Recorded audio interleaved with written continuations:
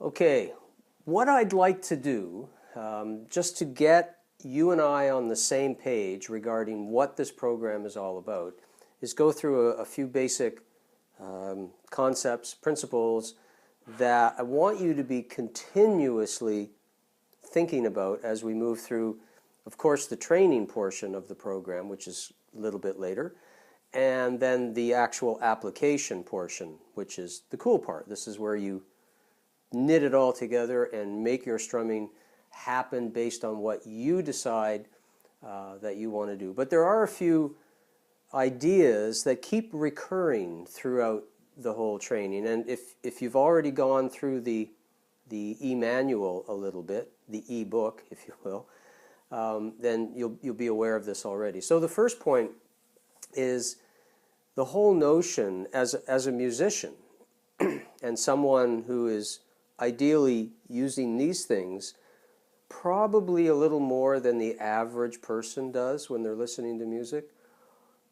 You need to cultivate an awareness of what's going on inside the music in order to translate what you're hearing, excuse me, and what you're aware of onto your guitar. I've said it before. The guitar itself is just an inanimate object. It does nothing. So when it comes to rhythm or strumming, it's the human that adds that to it. Now you have two approaches, as you well know, at this point of the game.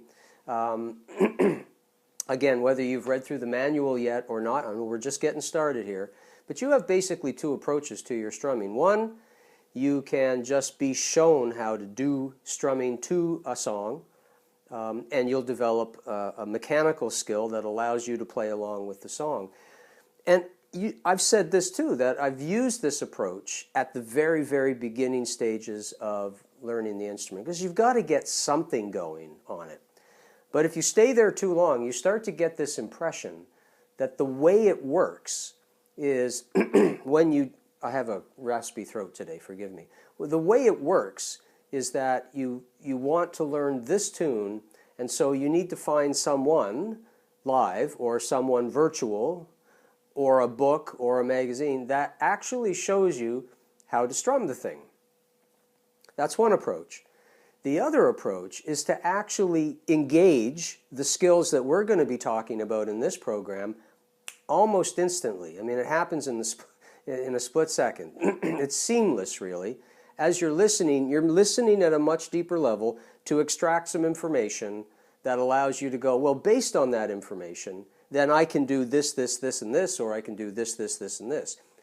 It's judgment that's coming from you as a, get this is kind of cool, as a rhythmic being. That's really what we're trying to accomplish here, is either heighten your awareness of being rhythmical or help you develop what might be a dormant sense of being rhythmical. I think most people who claim when they come to my studio and they say, I have no sense of rhythm when it comes to playing, I think for the most part what they're talking about is that it's lying dormant. It hasn't been awakened. It's a sleeping giant, basically, and it hasn't come awake yet because they've never put themselves in a position where they have to think about this stuff. So awareness is big. In the manual, of course, I refer to it as a hyper-awareness, and I think that's appropriate because you're always listening at a very critical level to extract this information. And although I'm talking heavy about it right now, it is truly very much an instantaneous process. It would be kind of the equivalent of if you thought about the complexity of driving a stick-shift car. Every time you drove it, you probably wouldn't drive. It's just crazy. But of course, as you know, through experience, all of those motor skills that are required and the visual skills and all the others, they just kind of, boom, they come together like that. And before you know it, you're driving and you're moving and you're talking and you're listening to the radio and you don't even know that you've been really doing all that stuff. It's the same here. But it's fresh, it's new, and it's going to take a little time to get us moving in that direction. So That's what we're here for.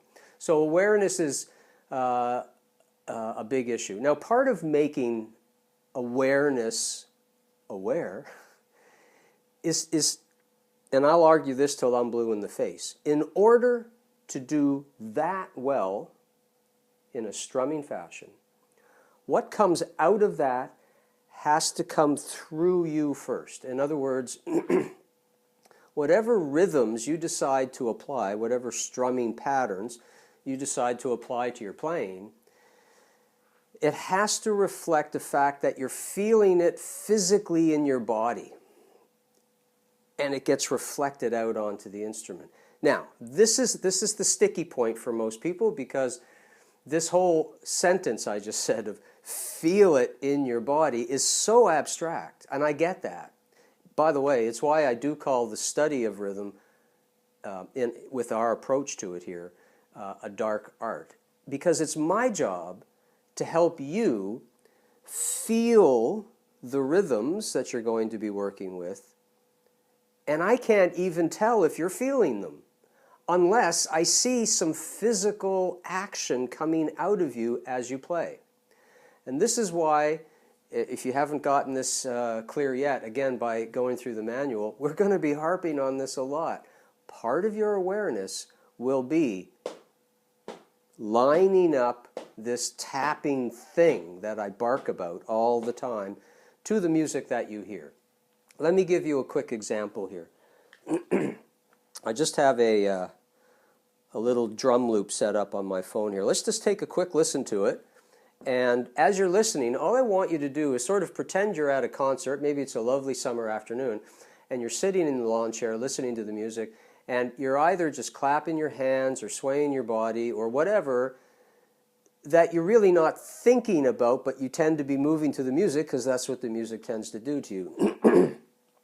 What I want you to basically try to think about is, if you were there, where would you clap your hands to the music? Let's just take a listen. This is just a drum sound. There's no other music going on. So just from it alone, let's take a listen.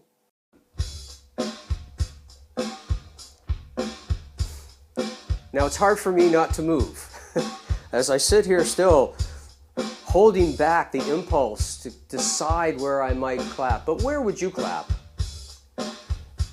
Don't overthink it. Just react. Well, here's where I might do it. Right? Now, if you're doing that with me, if that's where you chose it, good. We're on the same page. If you were doing this instead,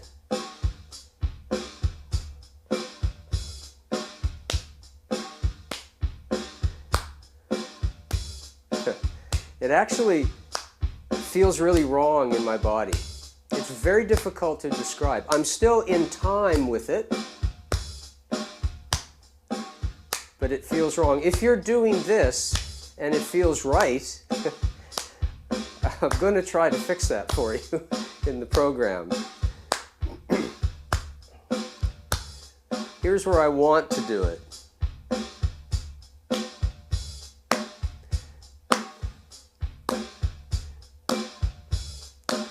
And then if I were tapping, if you look at my leg now, if I just take the hands away, that's what I feel like doing right now. And then on top of that, I got this thing going on. Oh my gosh, Stephen, you're getting me to multitask. I don't know. I get it. It's going to be a bit tricky, but let's close that down for a sec.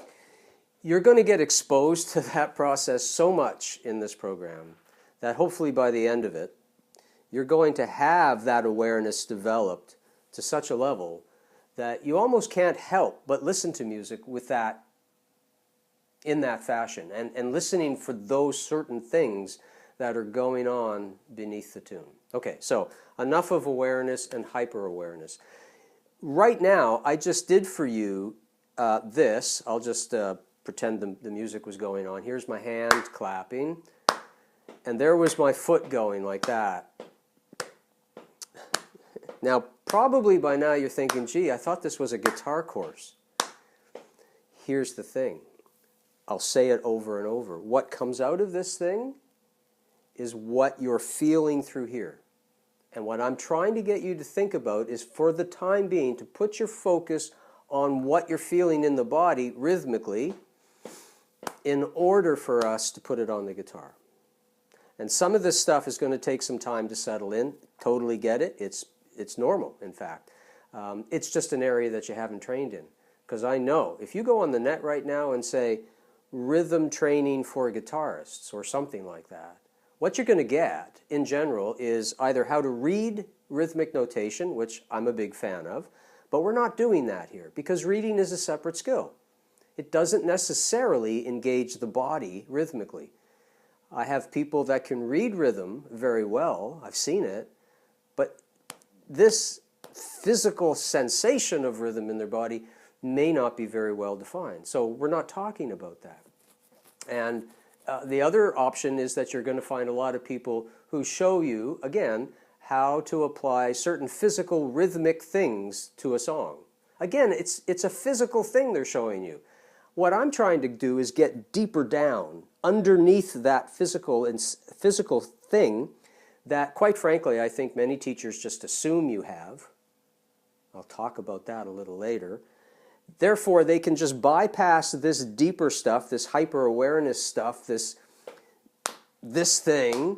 They can just bypass that and get to the playing. And I know that's where you want to go, but we have to do this. We have to break this down a little bit. So you've got this thing going on and this. And basically, what my hands are doing are in relationship to what my tapping foot is doing. I know you can't see the foot, but you see the lap, right? And I'm doing this. Now, there could be other things going on in a piece of music. Maybe you hear something like somewhere in the music. That's a piece of information that you can use to decide this. Maybe you hear, let's see, da da da da da da da da. Maybe there's something going on in the music that's doing that. Da, da, da, da, da, da, da, da. And maybe you want to reflect that in your strumming. So the point is that in helping you develop the rhythmic being that I want you to be, we're going to have to kind of tune into relationships that are going on with different levels of things happening in a song. There's what the drums are doing, there's what maybe the keyboard is doing, the guitar, the bass, the singer. All of that information is hitting you, and all of it is happening around one thing only. It's not this. It's this.